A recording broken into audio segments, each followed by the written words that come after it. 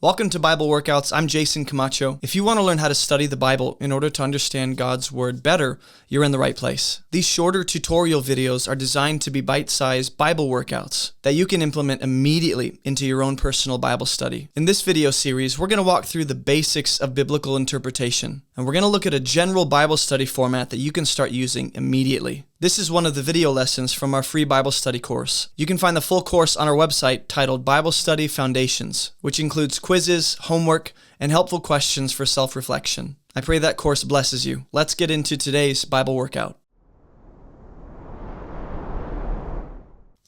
Welcome to the first video of session number 3, where we're going to dive a bit deeper into observing the data in the scriptures. And this involves understanding the immediate context of whatever we're reading. Okay, so when we read the Bible, we want to know the context of whatever we're reading in order to understand the intended meaning.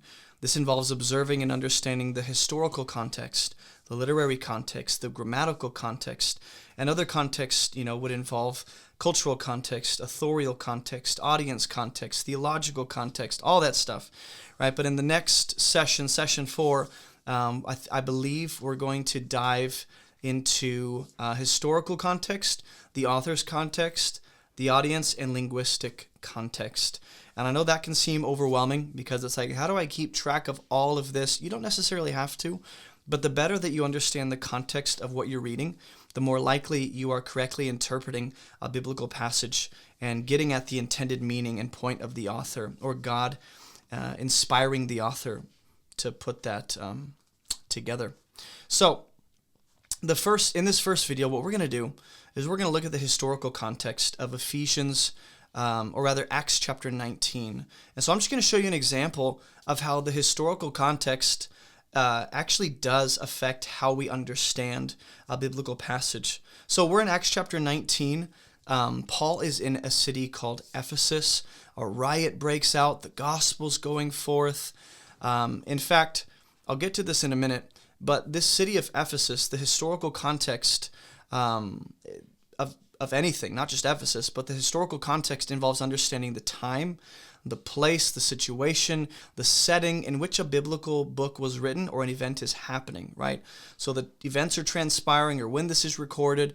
So when I think about the historical context, I'm taking into account the cultural, political, and social circumstances of the author and the original audience. I'm understanding the historical context by looking beyond the scriptures sometimes to make sense of the overall setting. And for some of you, you might hesitate to even consider that.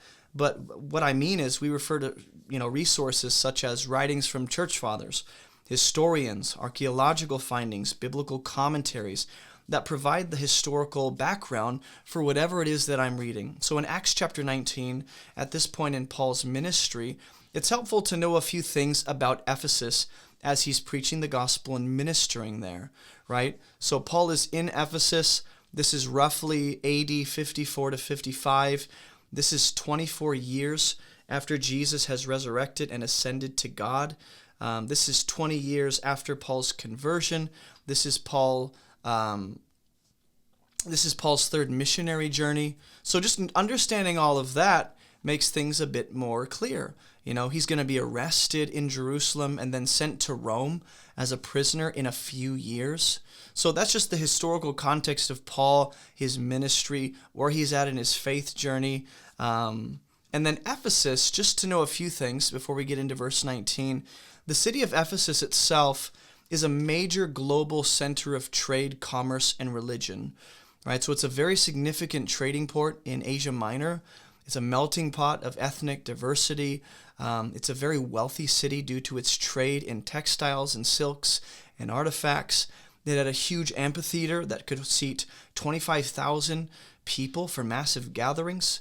Ephesus functioned politically as the capital of the Roman province of Asia. It's the home of the temple of Artemis, who is this pagan deity, a major place of pagan worship. That's what Ephesus really is. And so knowing that Ephesus really revolves around primarily this temple to Artemis, this pagan deity, this goddess that they worship, it'd be helpful to know a few things about the temple of Artemis. And you go, I don't think any of this information is helpful. Understanding the historical context of what you're reading brings light to what's happening, helps you understand what's being said and what's taking place and why those things are happening. So something to know about the Temple of Artemis is that, the Temple of Artemis was one of the 7 wonders of the ancient world.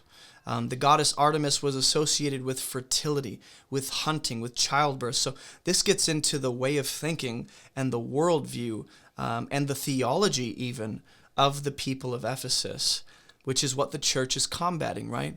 So you have a major site of worship. That's what the Temple of Artemis is. It's a place where people would pilgrimage to, and they'd worship. It's a marketplace attracting all these pilgrims. It's really the center of Ephesus's economy, their identity, and their cultural significance in the ancient world. And then Christianity, if we're to think about how did Christianity affect that, and what was Christianity in stark contrast to that? Well, Christianity caused the decline of pagan worship in that region. Many are coming to Jesus, and the kingdom of God is turning the major global trade center upside down to the point that it actually loses its prominent status and frustrates those who are making money off of the temple and the goddess Artemis. And so, knowing all of that, just about Ephesus, just about Paul and his ministry, just about the Temple of Artemis, the central focus of Ephesus, its identity and economy, really does give me a better framework for what Paul is doing, what he's saying, what he's going to write to the Ephesians later on in his letter to the Ephesians. The historical context matters. Okay, so in the next video, we didn't get into Acts yet, but we're going to. We're going to look at the literary context of Acts chapter 19. And again, this really does bring clarity to what the Word of God is saying, if I understand the original context as best as I can. All right, so in the next video, I will see you guys. We'll go through the literary context, connect it to the rest of the writing, and begin to make sense on a deeper level of Acts chapter 19 when a riot breaks out and Paul's there ministering. So I will see you there.